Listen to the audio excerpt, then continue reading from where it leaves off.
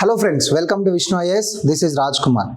రీసెంట్గా ఈ Pahalgam terrorist attack తర్వాత మనం ఏదైతే ఆపరేషన్ సింధూర్ లాంచ్ చేసామో ఆ తర్వాత మీరు చాలా వరకు వినే ఉంటారు బలూచిస్తాన్ అనే పేరు. సో ఈ బలూచిస్తాన్ ఎక్కడ ఉంది, బలూచిస్తాన్కి అలాగే పాకిస్తాన్కి మధ్య ఉన్నటువంటి రిలేషన్ ఏంటనేది మనం ఈ వీడియోలో చూడబోతున్నాం. ఓకేనా? సో చూడండి, ఇది పాకిస్తాన్ అయితే బలూచిస్తాన్ అనేది పాకిస్తాన్కి ఒక ఈస్ట్ వెస్ట్ సైడ్ మనం చూసుకుంటే నార్త్ సౌత్ ఈస్ట్ వెస్ట్ చూసుకుంటే పాకిస్తాన్కి వెస్ట్ సౌత్ డైరెక్షన్లో సౌత్ వెస్ట్ డైరెక్షన్లో ఈ బలూచిస్తాన్ అయితే ఉంటుంది. ఫర్ ఎగ్జాంపుల్ మీరు పాకిస్తాన్లో ఉన్న డిఫరెంట్ ఏరియాస్ను చూసుకుంటే ఫస్ట్ మనకి ఖైబర్ పఖ్తూన్ఖ్వా ఉంటుంది, తర్వాత పంజాబ్, మన సైడ్ పంజాబ్, తర్వాత సింధ్, ఆ తర్వాత బలూచిస్తాన్ అనే ఏరియా అయితే ఉండడం జరుగుతుంది. దీన్ని ఆనుకొని మనకి ఆఫ్ఘనిస్తాన్ ఉంటుంది, ఇరాన్, కింద అయితే Arabian sea, of course it side India ఉండడం జరిగింది. సో బలూచిస్తాన్ అనేది ఎక్కడుందో అర్థమైంది కదా మీకు. బలూచిస్తాన్ అనేది పాకిస్తాన్లోనే ఒక ప్రావిన్స్ అన్నమాట. దీని యొక్క రాజధాని పేరు క్వెట్టా. ఏంటి దాని యొక్క రాజధాని పేరు? క్వెట్టా. సో ఇది కూడా ఏంటనంటే పాకిస్తాన్ నుంచి స్వాతంత్రాన్ని కోరుకుంటుంది. ఓకేనా? సో ఒక సపరేట్ దేశంగా మారడానికి, ఒక సపరేట్ దేశంగా మారడానికి పాకిస్తాన్ నుంచి స్వాతంత్రాన్ని అయితే కోరుకుంటుంది. ఎక్కడుంది? South west province of Pakistan, Iran, Afghanistan, Arabian sea, Punjab, సింధుతో బార్డర్స్ని కలిగి ఉంది. ఇది పాకిస్తాన్లో 44% ల్యాండ్ కలిగి ఉంది బలూచిస్తాన్ అనేది. ఎంత? ఇప్పుడు పాకిస్తాన్ మొత్తం చూస్తే ఇది చాలా పెద్దదండి. 44% ల్యాండ్ అనేది బలూచిస్తాన్ కలిగి ఉంది, కానీ కేవలం 5% పాపులేషనే. అంటే పాపులేషన్ అనేది చాలా తక్కువ అనమాట. Only 5% of the population. So mostly Baloch ఉంటారు బలూచిస్తాన్ కాబట్టి. బలోచ్ పీపుల్ ఉంటారు. బలోచ్ అంటే ఎవరంటే సున్నీ ముస్లింలు.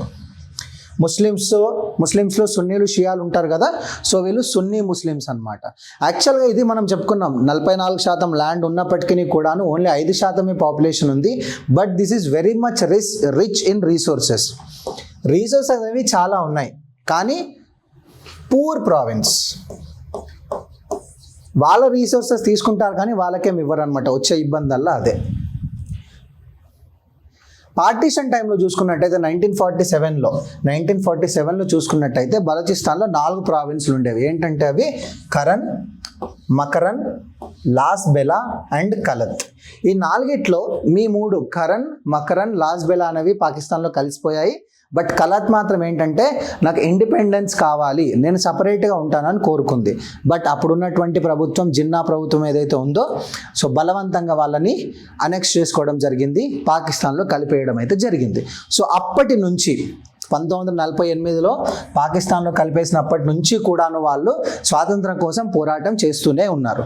1954లో, 1958, 1963, 1973 అండ్ సిన్స్ 2005 నుంచి ఎక్కువగా ఇప్పుడు మనకి వాళ్ళు స్వాతంత్రం కోసం పోరాడుతూనే ఉన్నారు. ఇప్పుడు ఫర్ ఎగ్జాంపుల్ 1973 చూసారనుకోండి, మనకి 1971లో బంగ్లాదేశ్ లిబరేషన్ అనేది జరిగింది.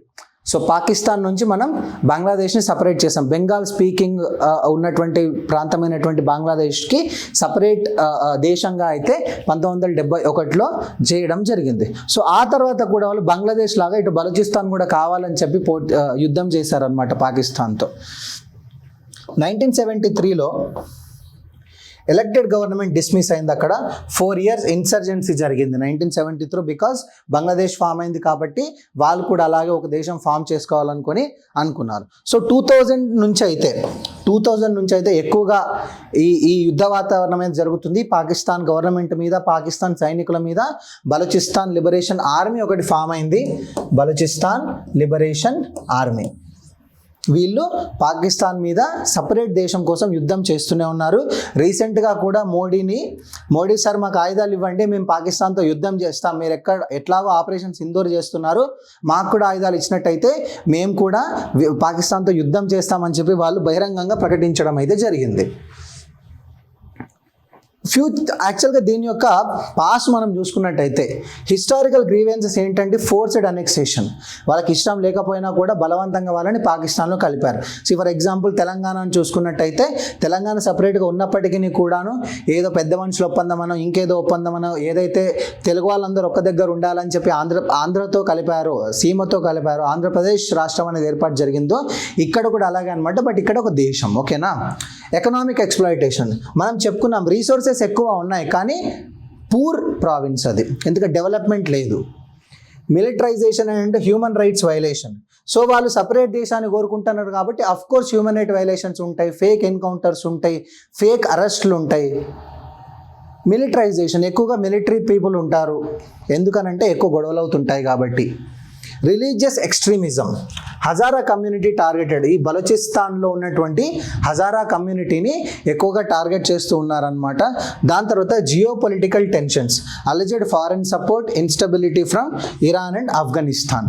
ఇది ఏదైతే ఆఫ్ఘనిస్తాన్కి ఇరాన్కి కలుపుకొని ఉంటుంది కదా, సో అక్కడ ఉన్నటువంటి మిలిటెంట్స్తో వీళ్ళు ఏదైతే సంబంధాలు పెంచుకొని ఏం చేస్తారనంటే ఎక్కువగా టెన్షన్స్కి క్రియేట్ అవుతుంది ఈ ఏరియా.